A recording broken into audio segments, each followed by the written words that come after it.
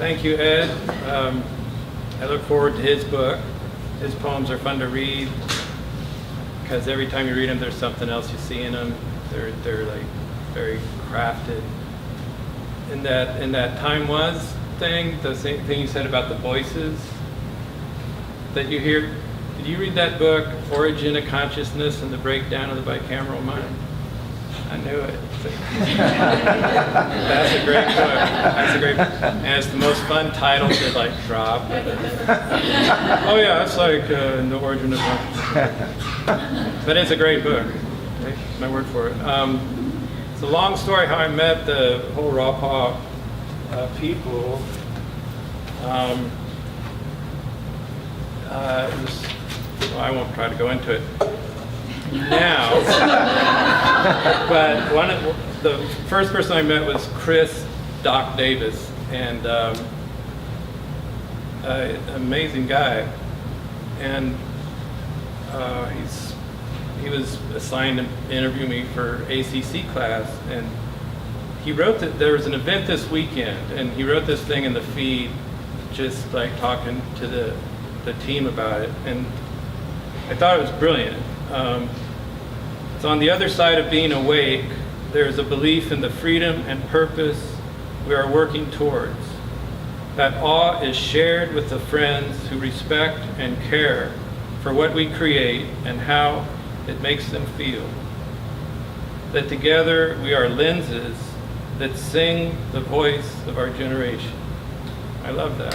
I love that. And when I met him, he first gave me 2 zines, I guess. There had been 2 published. And you know, he was talking about vinyl records and putting out a zine on paper. And I hadn't seen one of those in a long time, and it felt like oxygen. Whenever I describe Raw Paw to people, I just keep saying it's like oxygen. When you haven't had any oxygen for a while, it's just like oxygen. And I think they have the Dream Zine here, which was this year's zine. It's artwork, poetry, and a mixtape of amazing music, and totally, you know, worth the $20. I mean, good God, it's amazing, and it's all about dreams. And when you read it and listen to the mixtape, you think about dreams and feel like you're dreaming after a while. And so, all you writers and artists in here, you can send things in and maybe be in next year's zine. Next year's theme is alien. Alien. That's, and you know, it doesn't necessarily mean little green men and stuff. Alien. I mean, I remember the first time I heard about alienation. You know, like in junior high or something. Yeah, I can relate to that.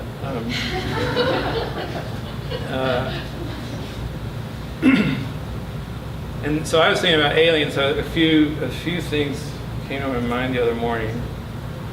As alien as a toothache in a hardware store, as alien as a hound dog in a perfume factory, as alien as a shark on a Christmas tree, as alien as a radio wave on a TV show, as alien as a bad case of sciatica while in a traffic jam passing through Schenectady on the way to Maine.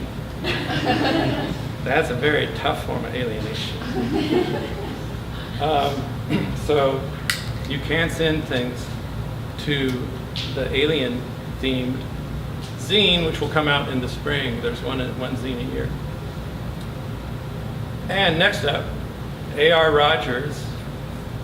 Ed Buffalo mentioned typewriters. She uses a typewriter, so it's a great segue. And I'll let her take it away.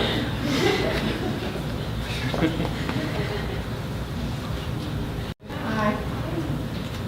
I just want to say thank you to David for putting this on, and thank you to Malvern for having us all. The first poem I'm going to read is someone else's. I feel like it's a good way to start things off. It's a Dorian Locke's poem, and it's called Juno.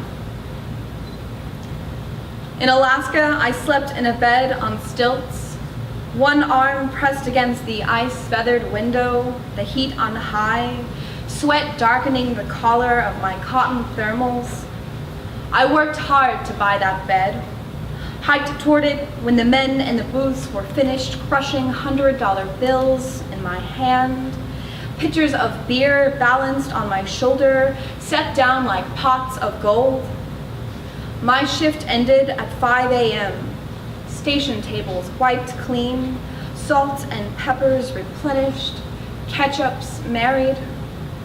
I walked the dirt road in my stained apron and snow boots, wool scarf, secondhand gloves, steam rising off the backs of horses, wading chest deep in fog. I walked home, slow under Orion, his starry belt, heavy beneath the cold carved moon. My room was still and quiet, squares of starlight set down like blank pages on the yellow quilt.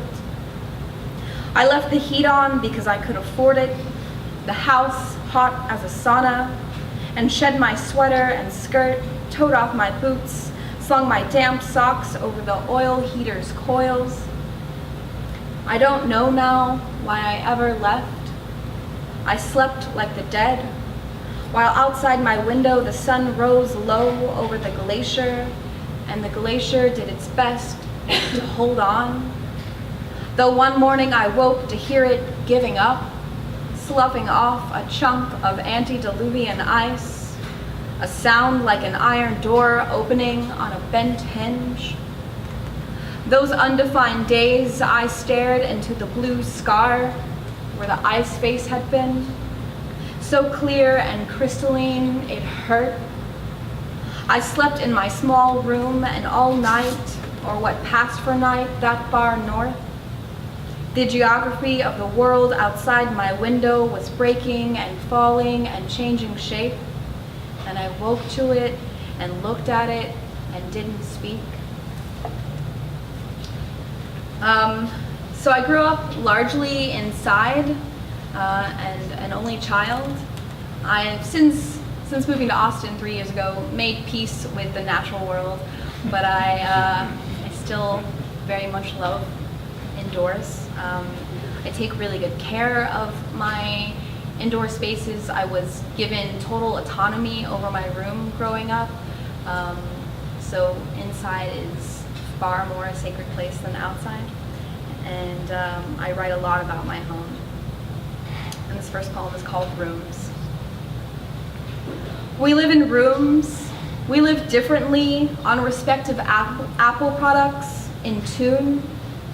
Each of the rooms receives the sun in its own way, casts a particular glow on our moods and the floors that need replacing. We keep the rooms tidy, shake out the air when it grows stale from one or both of us fretting, sometimes all day, over our lovers who desire us too much or not enough. We drink tea from a pot that leaks, crowd our bodies, our tiny night projects around an even tinier table. Smoke separates from an incense stick while we discuss the ancient members of your soul tribe. I read you early drafts of what eventually gets lifted, and then so do I. We linger for the quiet event until the day silently blooms into the next. Before we lived in rooms in a context I can't recall, for a reason now irrelevant, you told me the French word for sunset means to put the sun to bed. And you do, every night, on the house's west side, dim its perfect light and say prayers in a language I'll never know.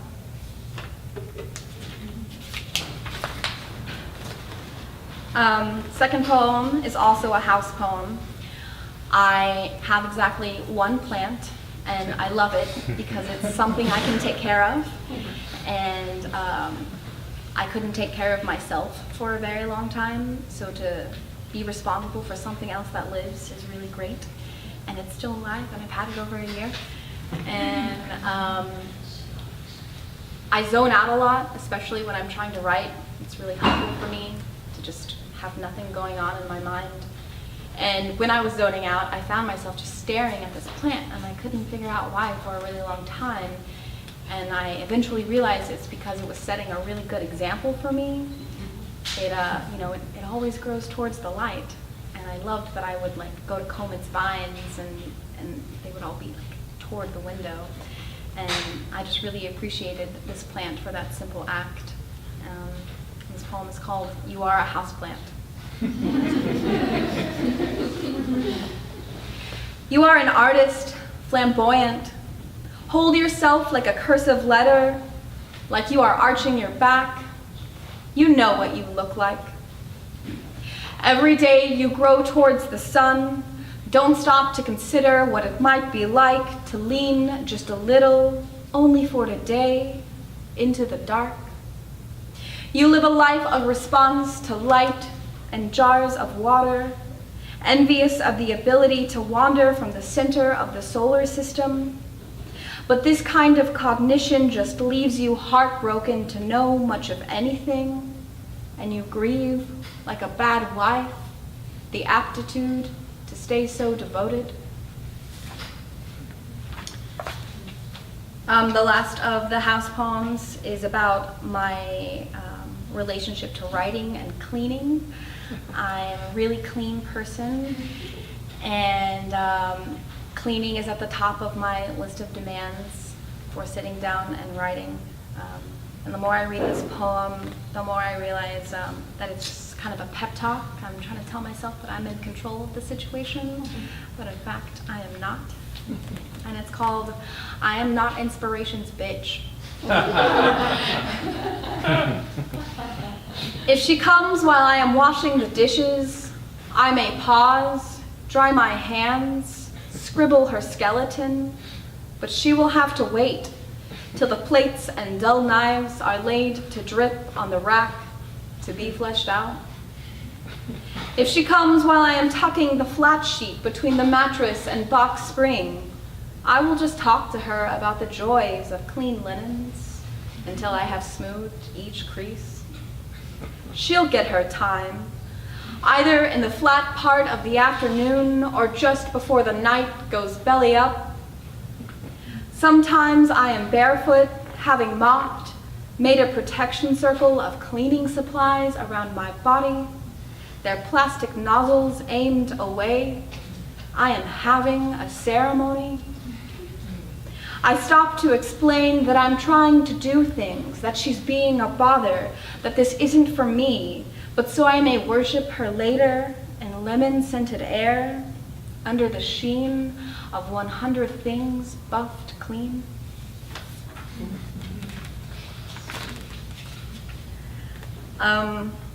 I would imagine most people in this room are writers, and writers always want beautiful things written for them, and it's something we don't get that often. And I had a few good poems written about me, and then I met this poet, and I wanted him to write poems about me because I really loved his poems, and well, I just wanted him. And eventually he did start to write me poems. And the first one I got, it was beautiful, but I responded to it in anger because there was so much fear alongside his pretty words, and I'm so tired of people being afraid of me. And so what I said after he read the poem was, that poem is a Polaroid, because it was just kind of a snapshot of his feelings. And so this poem was born out of that. Polaroid. You snap and fan it, the image develops in front of me, but I can't wrap my word body around a rendering. I don't know what to do with only 2 dimensions, except look at it sometimes, hold it a little while, lay it back down, burn it.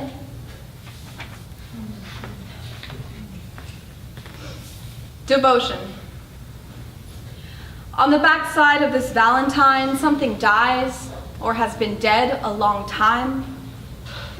I want the universe to collapse in my mouth, to experience God backwards. I want impossible things. Introspection is my oldest habit. I know you like I know me. We are all the same, broken stars and biology. Oh God, it's all such a miracle, even you, oh God, still a miracle with that dumb look on your face. You want me to stop, oh God, I don't know how.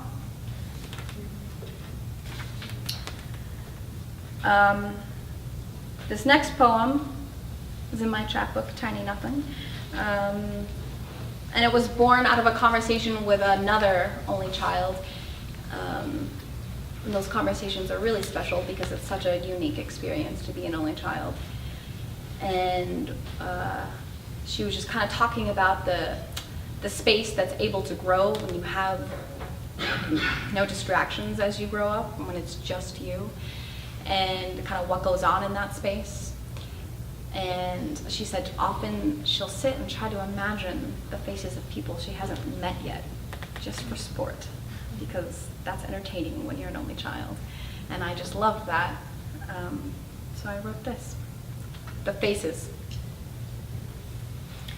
When I try to imagine the faces of people I haven't met, they all look like my best friend from 5th grade, or the homeless woman who once put a curse on me at a bus stop.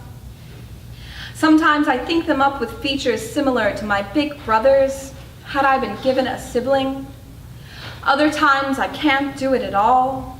My mind a strange landscape where postal stamps of you in profile have been pasted over everything. I have just one more for you. And I cut a line from this poem from the holding ground, and that's really where this poem starts. And the holding ground is the space we are before we're in our bodies, before we're in our mother's bodies, whatever you define that space to be. That's where we're starting here. Host. I dream myself into being. I want a body to take a breath, keep breathing. I stand in line, take the next available womb. I do not choose her. I am the sperm. I am the egg, immaculate. I come out craving salt and air. Mother does not give me her milk, only much of the same, condensed soup and pickle juice. I eat like a dog the scraps of other mothers, try to lift the forethought from their children, packed in sack lunches. Taught no special skill, I crawl instead inside a basic one. Stack words on top of each other, make their bodies touch like Ken and Barbie. I am always wild, except in the mornings when I sleep through or refuse breakfast when it isn't provided. I am always wild, always fear in mother's eyes. I try not to be scary, to read my books quietly and agree with her. But something other lives under my skin, between my ribs. It's always drunk, legs open, worships anything but God.